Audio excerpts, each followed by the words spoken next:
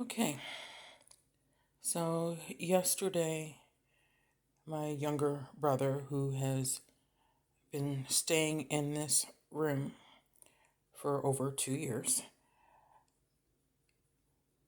took a Greyhound back to Ohio. Now, as I took him to the bus stop, I was going to wait with him to make sure he got on the bus okay, but he said he was fine, that he didn't need me to wait with him. And I'm assuming because he hasn't called me or texted me since last night that he made it onto the bus just fine. But this is the room he was in. Now technically his rent was supposed to be $500 a month. But he got here in a very rundown, beat up minivan, and at first he was like, well, I can't I need money to fix my vehicle, so I can't. Can we not? I can't do the 500 a month. What can we do instead? So I agreed to 250 a month while he saved and got his vehicle fixed. Well, then shortly after that, he changed his mind that he didn't want to spend the money to fix the vehicle, and that was fine. That's his decision. He decided it would be best to junk the vehicle and save up for something better. I actually thought that was a reasonable decision, going on the condition and how bad the minivan was when he got here. So, um, but he didn't save. Um, he had a 50-inch TV sitting on top of that dresser that he bought. That I'm not even sure when he bought that little chair over there, and I don't know why he needed it because I did give him this chair here. Okay, and these towels here, some of them were towels I had, but a couple of them were towels I bought for him brand new to have. He decided he didn't take those. The only thing I've done to clean up the room so far is I've got the bedding off and I've got it over here, waiting for me to put it in the washer and wash and dry it. Granted, I didn't have the money to go, and you would think he would have bought himself a better bed to sleep on, but he didn't. This was Chewbacca's cage that I had him get Chewbacca because I just feel so bad about what happened with that dog. He did not, he brought the dog with him from Ohio, and he didn't tell me how he had trained the dog before he brought him here, or else I would have said, no, don't bring that dog to my home. He knew my daughter had a cat as a companion animal. Echo is the sweetest thing. But him not watching the dog, fell asleep with his door open. The dog went after the cat. It was, the cat is by some miracle okay. Jason was actually the one that ended up getting bit by his own dog. But I'm just, this is, I mean, we do live in a rural area, so it is kind of good to have stocked up on some things. But even I don't have this many gallons of water in my kitchen for an emergency. Now this is Gatorade, and he's got bottled water there too. And I think the thing that hurt my feelings the most was when we were going through a hard time because toilet paper was sold out everywhere, and I was rushing around doing my best to try to keep us in toilet paper or something that was good enough to be like toilet paper. And then when he left, I saw these rolls of toilet paper in here. So he hoarded toilet paper from us. I didn't hide toilet paper from nobody in this house, but he did. And this is the stuff, all the food that he accumulated and kept to himself. He didn't want to share with us because the fat ladies might eat all his food. Okay. So, but couldn't tote all this on the Greyhound with him. So it's all here. And he had so much change. His pants were practically coming off of him because he wanted to take almost all his change. This is some of the change he left, and there's some in the drawer over here too. I don't know how much more I'll find. I asked him, where's my house key? Where's my mailbox key? Because I gave him a house key and a mailbox key, and he said he keeps trying to insist I took it away from him, which I never did. I know I never did. I would remember if I did that. So he lost my house key and my mailbox key. I'm hoping as I'm cleaning up in here that I'll find them. So yeah, I'll be busy for a couple of days. I have to fold this cage up and put it someplace.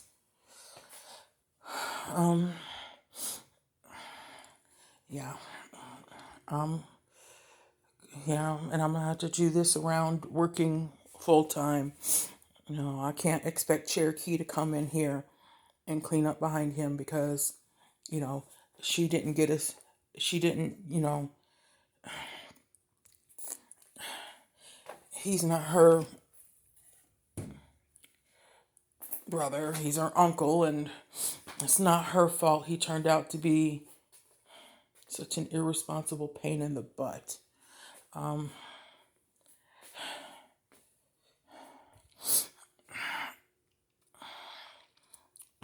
don't know.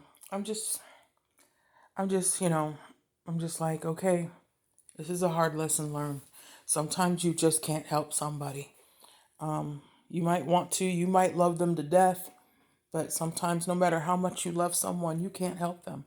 You're just too selfish. When he had bought that TV that was sitting there, we didn't have a refrigerator in the kitchen. The house didn't come with a refrigerator. And we weren't really prepared for anybody to come and see us or visit us or stay with us yet. But he just showed up anyway.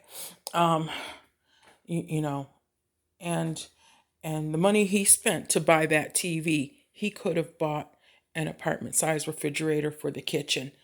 But he's not generous like that, you know. So finally the only way I got a refrigerator was it donated to me. I've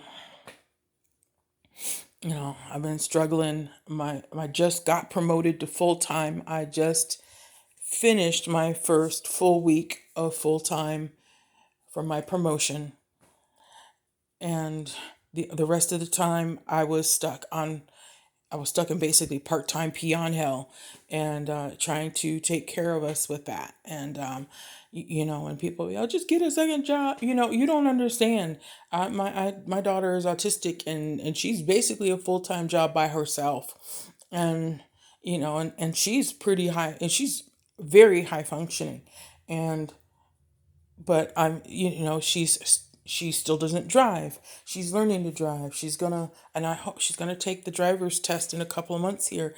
And I'm crossing my fingers and praying she passes it, because I need her to be able to go to doctor's appointments without me there all the time. Maybe I'm there for the initial appointment to answer questions and help fill out paperwork. But then after that, she can go herself without me. But I'm a little overwhelmed. I'm definitely very hurt. Over 2 years, if he had set aside the $250 a month that he was supposed to, that he didn't give to me, he should have had at the very least, $6,000 saved up by now.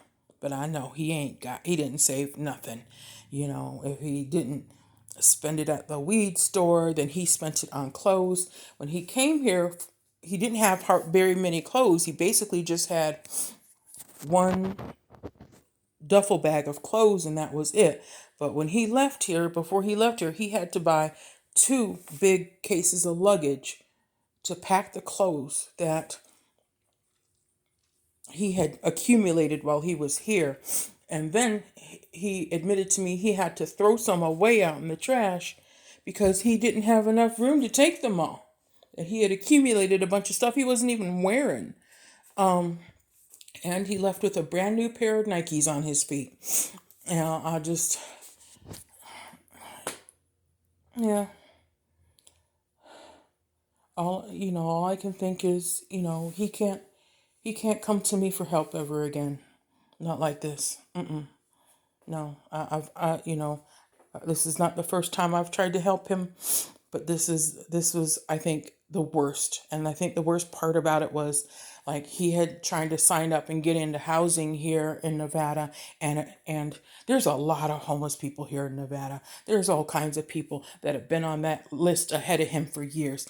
And he thought that if he told them that I was dangerous and he's afraid of me, blah blah blah, and that I'm taking all his money and I'm robbing him, that it would give him some sort of jump, that it would jump him up on the list. And that's not how it works. They're not going to jump him, a single guy who is walking around healthy, nicely dressed, up on a list where there are homeless children waiting. You're not going to get jumped past a family with minor children. That's just not going to happen. And I don't know if he realized that or what happened. I did send him a text, because at one point he had social workers out in front of my house, and that, I think, for me that was just something that made me blow a gasket. I have been through so much with our mother, and then in South Carolina behind something else a relative did. And social workers, I'm sorry, they scared the shit out of me. And I don't even have minor children anymore. My kids are adults. But they still terrify me. And so that really freaked me out. And at that point, I was like, I couldn't even talk to him. I was just so angry. I couldn't talk to him. I was afraid if I tried to talk to him, all I would do was yell. And so I texted him and I said, I think you need to go back home to Ohio to mom. You know, this is just not working. It was not working. He's not saving. He's blaming me. He accused me of getting the stimulus payment for him and not giving it to him, and I didn't get it. I didn't get a stimulus payment for him. I didn't get any stimulus payments for Cherokee, and and I've been, as her mother, and she's disabled. I've been claiming her for years. He's up underneath me, not paying full rent. Blah blah blah. I asked him, could I claim him? So I did, with his permission. And I'm trying to recoup some of the things I'm suffering through here with him, because he's not paying his full amount of rent. He's using electricity. He had all kinds of electrical devices hooked up in here for his game and shit. And he made sure he packed all that up though. And he uses my washer and dryer, my laundry soap. You don't see any laundry soap in here, do you? He didn't buy any of that. Never bought none of that. He just used mine. And I think the thing that bothered me most of all was he killed my Ford, and then of course acted like it wasn't his fault. He burned up the engine in the Ford. He killed my Ford, so I had to get rid of it because I just didn't have the money to fix it. And then it was such a big job. It's a big job to replace an engine, and I couldn't find anybody that would do it anyway.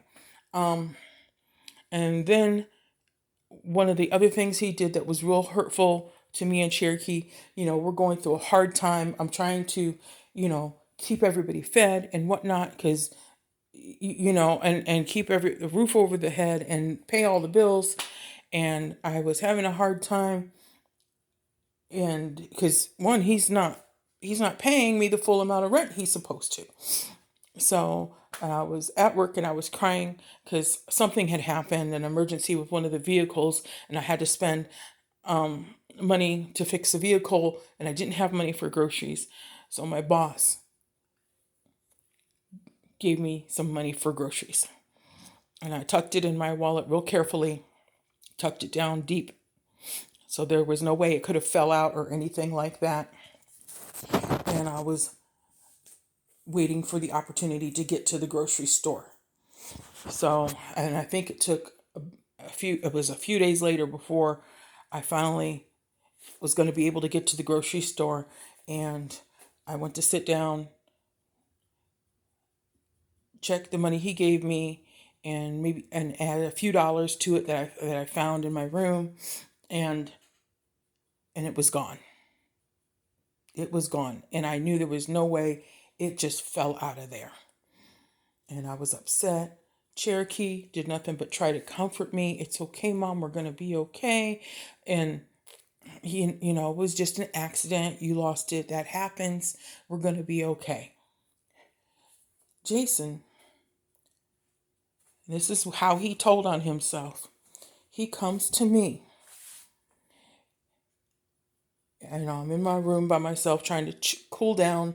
Can't believe this money is gone, and I got no way to buy groceries now. Okay? He comes to me, and he says, I think Cherokee took it. I think Cherokee stole it. She goes, she's been going down and to the bar. And I think, whatnot, and going down to the restaurant down at the casino. And there was a look on his face. Now I know he thinks he's a good liar, but he's not a good liar. Because one, he either gets over emotional to try and look like he's telling the truth and this is the way it is, or two, he's got a sneaky grin that he gets on his face because he thinks he's getting away with something. This was the sneaky grin moment. And I was just like, but I couldn't, I can't prove it was him. All I know is in my gut, by the way he was behaving, it was him. He stole that money. And he came back to his room and got high. That's what he did a good portion of the time he was here. I mean, I didn't even know there was a weed shop near me until after he got here. I wasn't looking for something like that. I'm not into that. That's not anything I do. If I could find something that, like a cream or something that would help with my arthritis, I would spend money on that. But no, I don't get high.